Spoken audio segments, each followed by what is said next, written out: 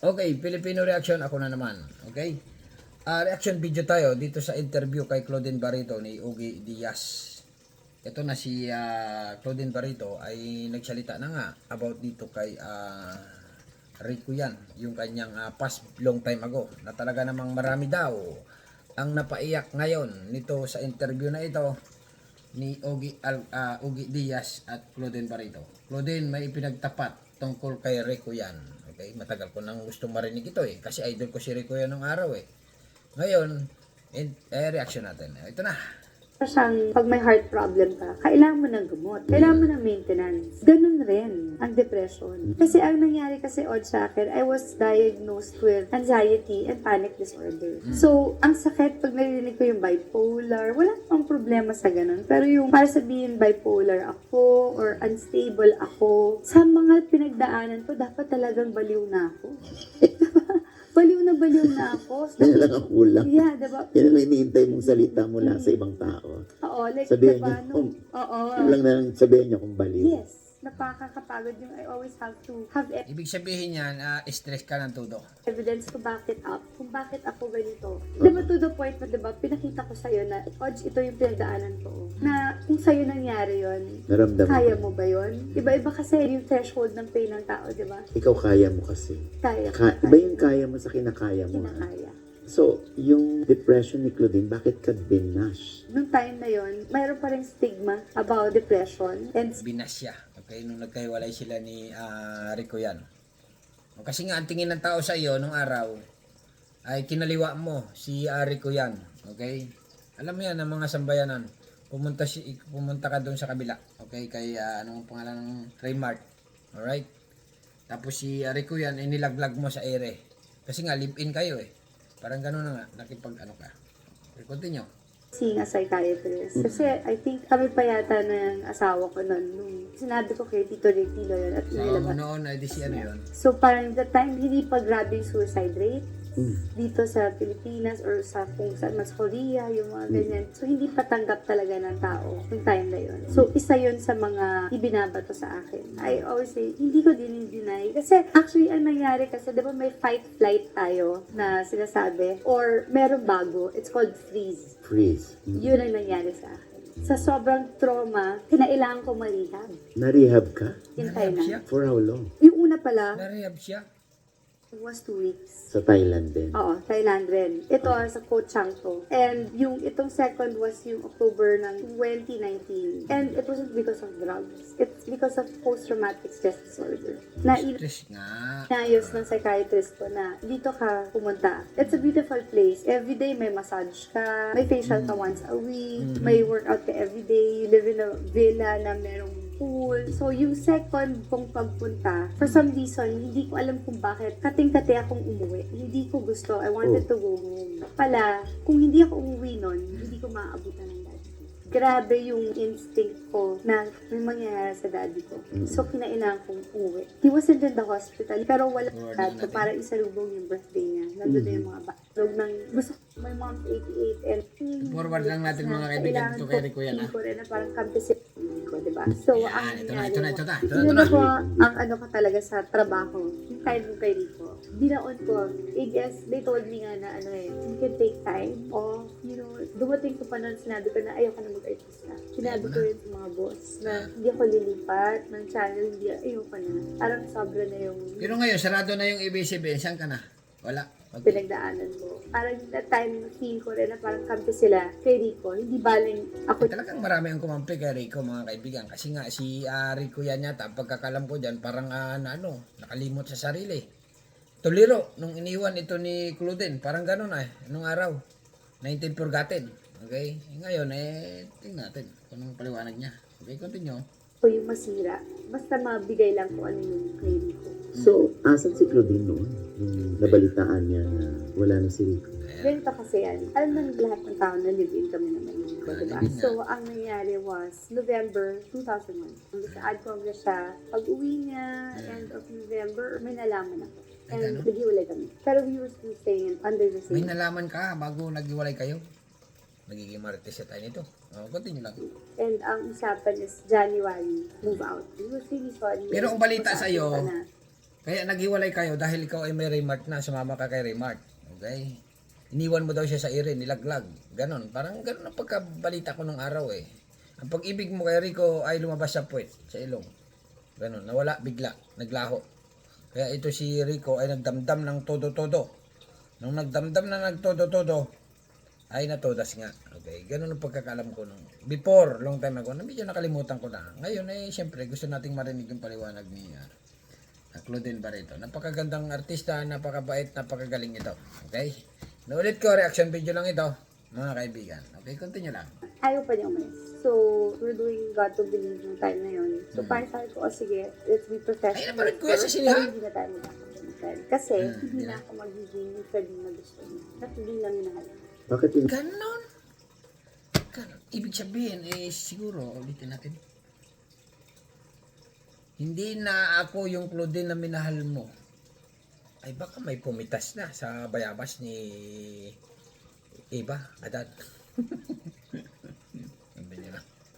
Ayaw pa niya umalis. So, we're doing God to Believe yung time na yun. So, parang sabi ko, sige, let's be professional, let's work. Pero hindi na tayo magkakalimutan. Ayan na. Kasi, hindi na ako magiging yung friend na gusto niya. Ayun, di ba? Hindi na ako magiging Claudine na gusto mo. Tama nga ako. O, di ba? Common sense lang yun. Okay, continue lang. Hindi na minahal. Bakit tinuldukan mo? Eh, samantalang nag-e-effort yung isa. Siyempre, na-inlove ka kay Raymar Santiago. Pagkakalam ko talaga dito, na-inlove na ito eh. Mahal na mahal niya si Raymar Santiago eh. Nagmahalan silang tunay na tunay. Pagkalipas ng ilang panahon, ganun din mga kaibigan. Hiwalay. Ang tagal kong pinotektahan yung pangalan. Pareho kaming may mali. Hindi ko lang talaga matanggap yung time na yun. Kung ano man yung nangyari during ad Congress. Yun yun. And then, January, sabi ko, you have to leave. Kasi may sarili naman siyang condo with Bobby. Parang naglalag. Hanggang sa yung naging March na. Pero sabi ko, wala nang balikan ko. Yun na, let's remain friends. Kasi, Maraming nagalit talaga dito eh. Okay? Maraming nagalit dito kay Claudine nung araw kasi nga itong tambalan na Rico yan at Claudine nung araw ay maraming nag-idolize. Okay? Nung araw na hindi pa uso yung mga YouTube. Okay? Facebook. Hindi pa uso yan. Kaya itong dalawa na ito ay talagang laging kung sa kung ito laging love team, viral. Sa mga probinsya, kahit saan ka, pumunta sa dagat, sa bundok. Ano mo yan sa isip mo yan, sa radyo sila, sa TV. Ganun. Bali-balita, itong dalawa ay nagmamahalang tunay. Biglang nagiwalay. Siyempre, marami mga pictures din. Marami rin. Kasi nga, ang balita, nilaglag daw nito, ganyan na, nilaglag, ibig sabihin iniwan sa ere, ganun. Kaya maraming nagalit dito kay Claudine Barreto. Bakit ganun? Ganyan. Si Rico yan ay nagmahalang tunay. Ayun pala naman ay may something. Okay, continue lang. Okay. pag nakipag-break ka naman, hindi, ibig sabihin, hindi mo na mahal yung tao eh. Diba? Ang tagal mo. Nakipag-break. Ikaw Move nakipag-break. on to may process yan, diba? So, nung nangyari yung anniversary namin ng March 4, yun na yun, yung sinabi ko, diba may usapan tayo? Hindi na talaga pwede. March Anniversary, March 4. Ibig sabihin, ikaw talaga nakipag-iwalay. Na-inlove ka kay Raymar Santiago. Ayun. Lumabas sa ilong. Ang pag-ibig na wagas mo kay Rico yan. Okay, ganito yan eh. Makalipas ang ilang panahon ay nawala. Okay? Kaya nakipag-break. Explain lang ito. Ngayon, nagmahal ka ng akala mo ay mamahalin ka ng tunay or siya na ang forever na mo. Si Raymar. Pakalipas ng ilang panahon, ganun din ang naramdaman mo. Nawala din ang feeling mo sa kanya. Okay? Or siguro nagkaroon kayo ng something. Hiwalay din ang nangyari. Ngayon, pero nababalitaan kita na nababalitaan ko to si Claudine pupunta daw sa burol, sa puntod ni Rico yan at parang nagsisisi yata. Nagsisisi. May mga ganun something na umiiyak na bakit mo ako iniwan, bakit ganyan. Ganon ang nabalitaan ko ng araw. Bahala na sila. Okay, continue lang.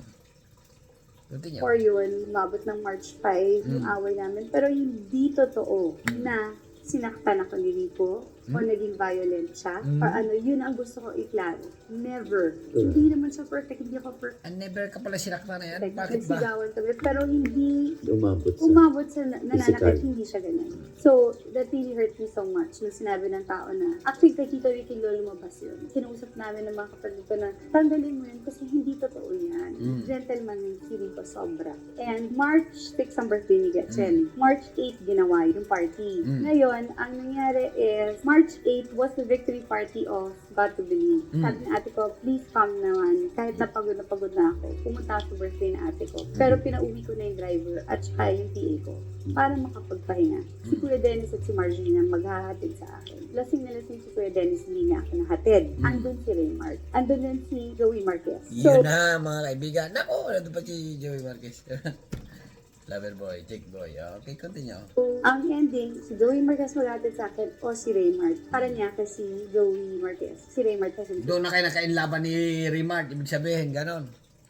si Raymart na naghatid sa akin with Daniela. So, may bitbit ako mga bagay na siya ang kumaga kay Dani. Dinala sa unit ko. Ngayon, naghahanap siya ng condominium. Tapos, nakita niya yung condo ko. Naaliw siya kasi 2 floors. So, sabi niya, meron ba binibenta? Sabi ko, may sacrificial sale dito sa LTL. yung mga So, pasalo. yes, oo. So, the next day, sabi niya, pwede ko bang puntahan? The next day, 9 yun. Pinuntahan niya ako. 10 birthday ni Julia. Sa party ulit ni Julia. Hanggang sa everyday magkasama na kami. Pero, grupo kami. Bago pa lang yung Eastwood nun. Joey Marquez, marami kami. To the point na ako na chismis ka Joey. Ito pala naman ang ano eh. Chick boy, nahanap ka ni Chris Aquino. Joey. Ang galing na artista ito sa Batang Quiapo, Tanggol. Oh, good ano ito eh. Kasi ko na good polish yung karakter niya. Kaya lang natanggal sa servisyo kasi nga nasiraan. Sa Batang Quiapo. Joey Marquez. Matulkad si Joey Marquez. Maliit si Sabi ni Joey Marquez sa pelikula niya, pag nahuli ka ng asawa mo, huwag kang amin.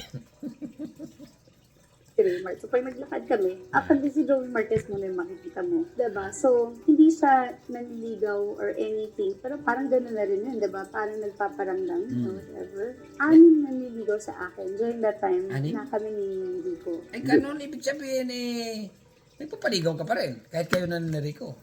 Wow, wow na wow. Alam ng mga manliligaw na kayo pa ni Rico. Alam, pero hindi ko talaga pinapansin. Pagpadala silang flowers, wala. Medyo actually nakakabastos on Rico's part. And sa akin. Ganon, depende sa iyo.